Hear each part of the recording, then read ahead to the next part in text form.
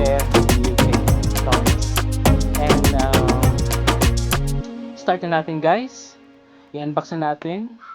Hindi ko naman sasabihin kung anong album niya. Basta nasa loob siya. So bubuksan na natin. Surprise na lang guys. So start now. Okay. Yan. Ito guys, itong album na to, rare na siya ngayon. Nabili ko to before sa UAE. Hindi ko nagkakamali, sa Dubai. Meron kasi doon outlet ng Virgin Megastore. So, doon ko siya nabili.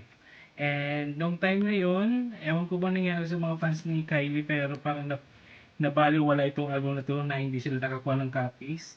Kasi maraming naghahanap nito guys na vinyl record format. And nakakuha lang ako guys ng 3 copies nito.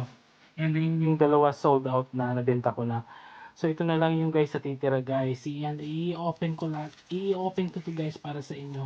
Yung mga wala pa nito guys. Para ma-check niyo yung actual itsura niya sa loob. Kasi may mga ang pagkakalam ko meron din tong special booklet. And then meron din siyang kasamang CD. So ito guys, basahin natin yung front cover. Napakaganda ni Kylie dito. Fresh na fresh. Hindi mahahalata yung age.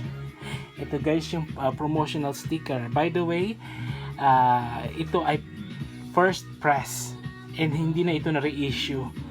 Kaya karamihan sa mga fans ni Kylie, talagang wish nila na mai-release ulit ito in vinyl record format para makakuha sila ng copies. Kasi one time lang after nang nirelease to on vinyl format, never na talaga siya ni-reissue. So swerte yung mga nakakuha ng copy nito. Sa mga wala, pray na lang ulit kasi baka mali mo naman sa anniversary nito i-reissue ulit. And by the time baka on colored pressed na. So ito guys yung promotional sticker. Yan. So nakalagay dito is Kylie Minogue The Abbey Road Sessions double vinyl and CD recorded at London's legendary Abbey Road. Yung Abbey Road guys, napaka-iconic din ito kasi dito yung, kung napansin niyo yung isa sa mga album ng The Beatles, 'di ba? Doon sila mismo yung front cover nila kinuha. And then nakalagay dito guys, continue sa studios with Kylie Band. And so bali guys, live album to. So parang acoustic ang dating niya. And then a full orchestra. So wow, ganda. So imagine niyo guys yung sound niya. Di ba parang nakaka-social lang talaga. And then this new album features 16 tracks, all beautifully reworked, spanning Kylie incredible 25th year career. So parang ito part ng 25th anniversary parang 25th anniversary niya. So bali pinperform niya ulit parang yan sa Abbey Road, yung parang studio dyan. Ginawa niyang live album, special live album, nirelease niya ulit yung mga hit songs niya before. And then kasama sa album na to guys yung All the Lovers na very controversial, Better the Devil You Know na na-revive ng Steps na sumikat na pinasikat ulit nila, Locomotion na ang daming nag-revive.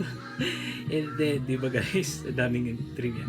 I Should Be So Lucky na ipinanganak kay Lucky Manzano kasi kasabayan siguro niya ito nung pinanganak siya. And the brand new track yung Flower na favorite ko din. Actually guys, sa mga Australian artists, 3 silang favorite ko eh. Ay bali 4. Isa si Delta Goodrem, kung kilala niyo si Delta Goodrem. And syempre si Tina Arena. And then yung sikat ng 90s na dual band, group band, si yung kumanta ng Truly Muddy Deeply. Ano na yung name nila? Savage Garden. And then yung isa, sino pa ba? Kasi marami ding Australian artists na sumikat talaga na parang sumikat sa US and then sa Europe, hindi dito sa Asia, especially dito sa Pinas kasi mga music lover talaga tayo mga Pinoy.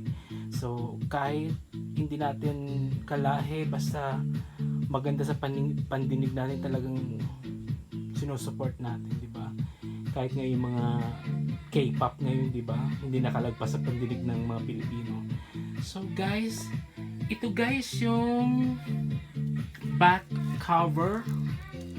Yan. Di ba? Cover pa lang. Di ba? Ganda. Yung kanyang fishnet stockings.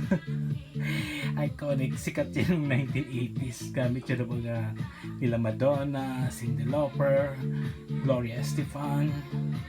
Panay ang suit ng fishnet stocking na yan. And then guys, kung napansin nyo, nakaupo siya sa parang background yung grand piano. And then ito yung guys yung laman ng album, yung track list.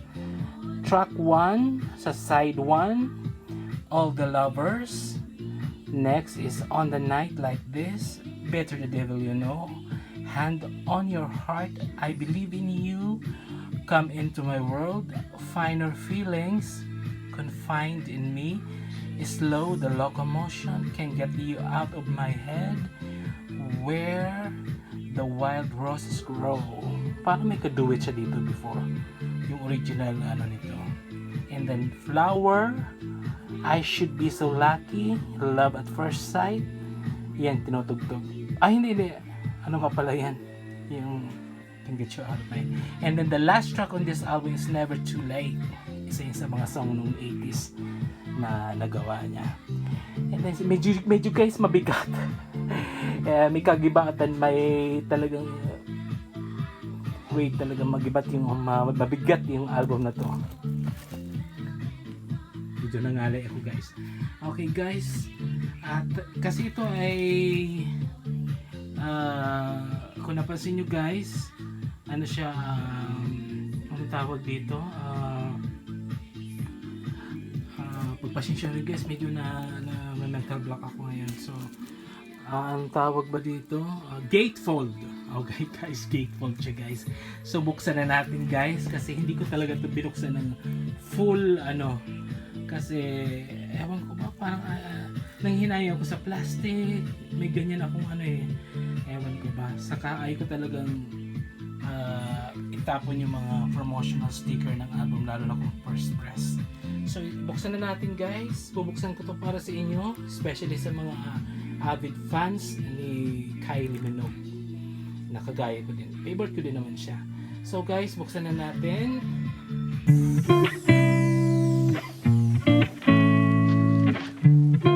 Ito guys, gawin natin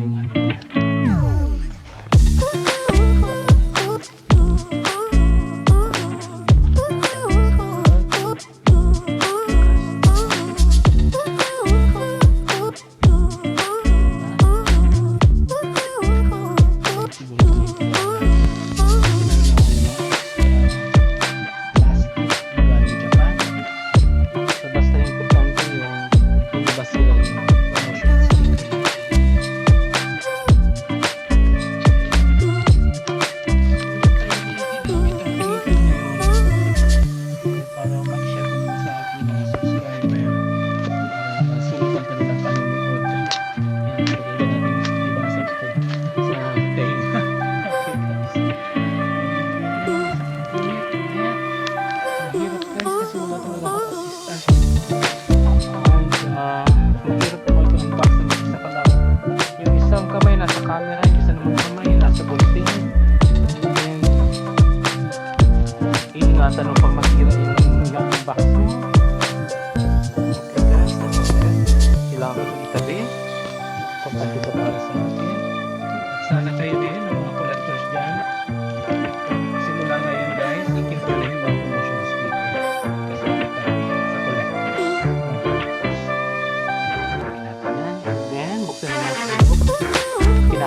customer ko kasi up to now talaga guys hindi ko na nakikita kung ano yung tsura ng loob nito.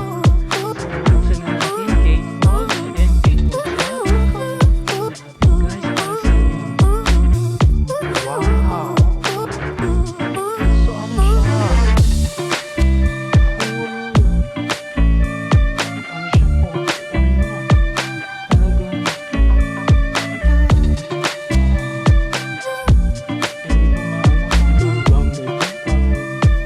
silver, parang disco po, and then classic microphone, vintage. Okay guys, ito yun guys, gitna, and then kunin naman natin yung plaka sa loob, labas natin. Okay guys, yung special booklet mo muna. So guys, another photo. Ganda. Pag pinapakinggan ko yung tugtog background music, parang ginaganahan ako mag-unboxing ngayon. Yan yung guys, yung naririnig nyo, track yan sa Fever album. Fever song. Isa sa mga favorite ko. Yan guys, yung booklet. Ito siya. So sa loob, sa labas, black and white. So pagbukas mo, colored na siya sa loob. Ganda. Parang hindi mo makapansin na 50 years old na siya, guys. Still, ano pa rin siya. Look young, fresh. Wow, hot. Sexy. Ganda. Sayang lang hindi siya nagkaanak, guys. Ewan ko ng problema nito. Ayaw siguro magkaanak. And, ayan, naka-long gown ulit siya. Diba, class na class. And then ito na yung sa session mismo ata ito. And the black and white siya guys. So wala siyang lyrics, mga ano lang guys, photo. Diba? I hope makakuha kayo guys ng copies ito. Siguro sa ibang online meron kayong mahahanap. And sayang, ang ganda ng ano talaga packaging. Yung especially itong booklet na to, ang ganda. Tabi natin muna. Kunin natin guys yung plaka, yung record. Okay, dahan-dahan. Ulit, ang hirap mag-unbox na mag-isa. So bali guys, ito yon, parang test 1. Ito yung mga songs niya sa plakang ito. Yeah, all the lovers and I like this, but I live in you know, hand in your heart, I believe in you, come into my world, find your feelings, confine in me. Lahat guys, ito yung mga hit songs niya, lahat ng mga ganda, wala ka talaga itatapon. Kahit yung isang inad niya na latest songs niya sa album na to, parang new tracks, ang ganda din yung Flowers. I-check nyo lang sa YouTube kasi ang ganda. And then ito yung back, ganda. So pink, anong tawag dito? Powder pink, ewan anong tawag dito. So ito yung vinyl niya, standard black, kasi hindi naman to na-release guys sa colored vinyl. Ito yung side, anong side, wala nakalagay. Basahin nyo na lang guys kasi medyo hindi ko mabasa talaga, maliliit. Ito yung other side. Ganda. Pag may time guys, i-separate ko na lang siguro upload. Papatugtugin ko to sa turntable para ma-experience nyo naman. Kasi iba talaga yung quality pag vinyl. Compare sa CD, maganda yung tunog. Lalo na kung ang gamit yung turntable is maganda. Kagaya ng turntable ko, medyo mahal lang, expensive, pero ang ganda ng quality. Yung Rega from UK siya guys. Ito naman guys yung record number 2. Laka niya. Again, ang hirap labas. hirap guys. Wait. Ay nako. Sorry guys. Dahan-dahan na lang siguro. Wait. Yan, nailabas din. Whew. Pagod guys ha. Kaya subscribe naman kayo dyan. Para sulit naman yung pagod ko dito. Hindi guys, para sa inyo talaga itong pag-unboxing ito. Kasi gusto ko naman ma-share sa inyo yung mga collection ko na at least makita nyo yung, especially sa mga millennials ngayon, mga bagong tuwo, makita nila yung